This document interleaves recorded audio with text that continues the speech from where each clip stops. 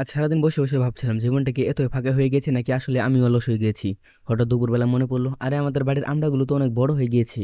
ভাবলাম এগুলো বাজারে নিয়ে গেলে যদি কিছু বেচে কিনা হয়, মন্দ কি, যেই পাবো সেই কাজ। এলাকার এদিক ওদিক ঘুরে খুঁজে ডেকে আনলাম আমার এক ছোট ভাইকে। ও কিন্তু এলাকায় গাছে ওঠার এক্সপার্ট, মানে গাছে ওঠার অলিম্পিকে গেলে ও নিশ্চিত গোল্ড মেডেল নিয়ে আসবে। আমরা শুরু করলাম আমড়া পাড়া, কিন্তু দেখা গেল এক বড় বিপদ। গাছের ওই পাশে বড় পুকুর, আর আমড়াগুলো গিয়ে পড়ছে সোজা টিনের উপর। টিনের অবস্থা খুব খারাপ হয়ে গেছে, তার উপর অনেকগুলো সোজা পুকুরে গিয়ে পড়ছে। তখন মাথায় একটা বৈজ্ঞানিক বুদ্ধি আসলো, তার কাছ থেকে বাঁশ টেনে বাঁশের মাথায় একটা ঝুড়ি বেঁধে দিলাম, যেন আমড়াগুলো সোজা ঝুড়ির ভেতর পড়ে টিনে বা পুকুরে না গিয়ে। মুহূর্তে আমি হয়ে গেলাম এক লোকাল বিজ্ঞানী।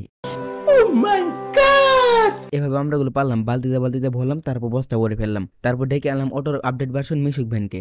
বস্তা ভর্তি আমরাগুলো নিয়ে রওনা দিলাম বাজারের দিকে। বাজারে গিয়ে একটু ঘোরাঘুরি করলাম, তারপর কিছু খাওয়া দাওয়া করতে বসে গেলাম এবং এদের খাওয়ালাম এক বিখ্যাত খাবার গুলগুলি। কিন্তু খাওয়ার পরে যখন বিল দেওয়ার সময় আসলো, তারা চুপ করে বসে রইলো। তখন বুঝলাম ওরা আসলে পেট ভর্তি করতে এসেছে, পকেট নয়। বন্ধুত্বের নামের প্রতারণা একে বলে।